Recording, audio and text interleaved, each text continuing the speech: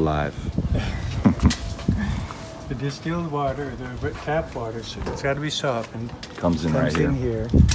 And it comes into this boiling chamber. And it's the key about this one is that it's so easy to clean. You just lift it off its cradle here, take it off, and you can unplug this and dump it out. Where does all the, calcium and stuff accumulate? Is it in here? It stays in here, yeah. And just like the big, great hydrological cycle that for God cleans the water on the earth, comes up over the ocean, comes in the clouds, comes over the land, it drains, and then comes through, percolates, and then comes a big cycle to clean it. What we're doing in here is basically the same thing. The water's coming in here, it's boiling the water.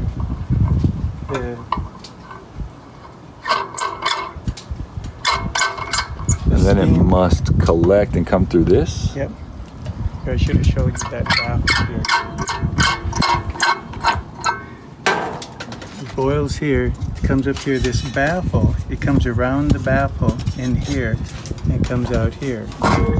And then it goes to, if you come around to this side, you'll see where, there you go, yeah. Okay, it's coming in here.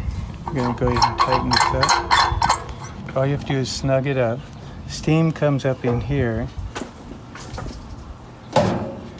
There's a little hole here for a volatile gas vent here. So any impurity, let's say some things boil sooner than water does. It's called VOCs, volatile organic compounds. And so those VOCs, it comes through this hole here, and that comes here. The little fan here cools this here coil off, and then it comes around down here. So that's essentially the condensation cycle. Exactly, yeah. So this is to be the cloud right here. This is the cloud. Okay. And there's a little solenoid valve here, so that as the water, you can see this one is the water, the incoming water comes up in here, comes through the stainless steel coil and drops down to here, and drops into this post-charcoal filter. And then see that little float there? The little round one here? Yep. When this tank gets full, it shuts the system off. So this is always going to be trying to keep filling up until it shuts off. And then the water comes out here, comes into the John Ellis distiller, and comes in here. And this has only got one, you saw that big boiling chamber here. This is only 1.5 cups of water in this little boiling chamber. This half of it is water, and it's only half full. So actually this full. Well, actually it's this full down here. The steam rises and comes in here, and the cooling water comes in here. Now the water goes in here and out here. You'll see it coming in and out all the time. And as it expands and contracts the water, this water here is being as energized the same as this, because it's going in and out of that boiling chamber.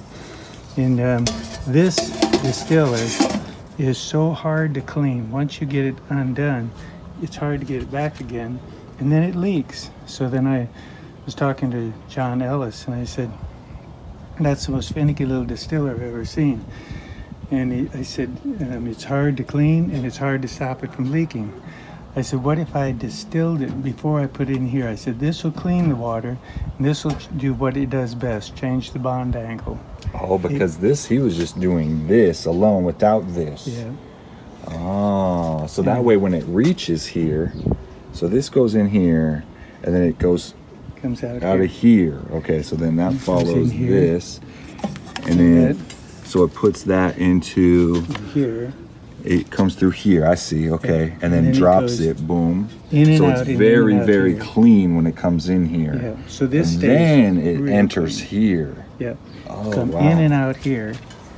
And now this is energized John Ellis water. And I said, now this is distilled coming out here. I said, what if I'm putting distilled? Because he said throw this down the drain here.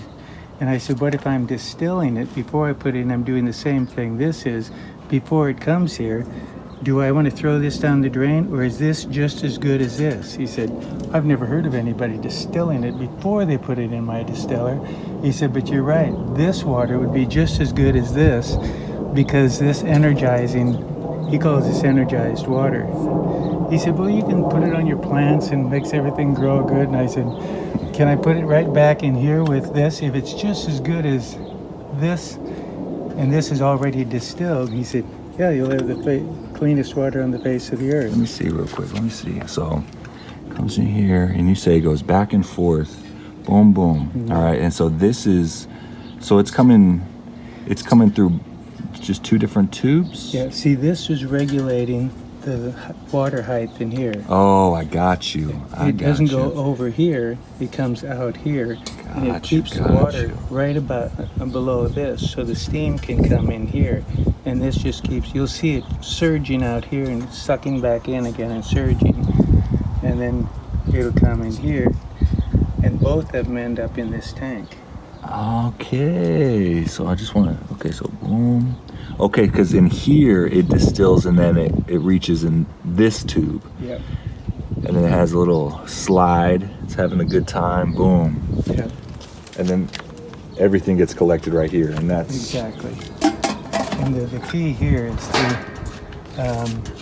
now that they're both being collected here, and so then what I didn't want is this, one thing with a distiller, you never want them to run dry. So this is a $100 stainless steel liquid float switch. And as soon as it gets down here, it shuts this off. And as soon as this gets full, it shuts this off. I don't want this overflowing. I don't want this one to run dry. So with these both running into this little box of the relay, then this is always plugged in. It'll keep on trying to fill up. And as soon as it gets too low, it shuts this off. This is always going to be filling up. When it gets full, it shuts this off, but it'll allow this to keep on going until it fills up. So, and then I put this pump on here, and here's just a little switch, and it just turns on and off this pump here, so that the water comes up here and comes out here. Now this is brass, and I was doing a little research, and I found out stainless steel and brass do not mix because it'll actually dissolve brass out of here. So I've ordered stainless steel elbows. So interesting. Yeah. Interesting. That's as soon as this draws this down, turns this on, and if there's water in here, it allows this to run. You're a genius. I doubt it. So this is what you're just building off of John Ellis, who created this. Yep. And John Ellis figured out how to, with this device, this one right here, Yep. this orb. This changes the bond. It's just you said it's a cup and a half of water, Yep. and it just distills it so much that through whatever process it expands it to a wider angle. Yeah. Now, keep in mind, this has got two 750 watt heating elements in this little 1.5 cups. It just blasts it like crazy. And then, so you got 1500 watts here. This has got a 1200 watt heating element in here. So this one distills it and really cleans it. This changes the bond angle, but it uses a little electricity. But less than 50 cents a gallon total electrical cost. Amazing. You know what I heard on the news the other day? What's that? You know, with the water crisis that they're talking about, they, I guess they proposed legislation or something to reclaim water from our sewage system. Yeah. I mean, I don't like the sound of that. Here's the thing. We're going to need a lot more of these in the future. They said by 2030, that's when they plan to finish this reclamation project. I was like, there's no way. There's no way I'm drinking that stuff. It's already crap as it is. Yeah. You know what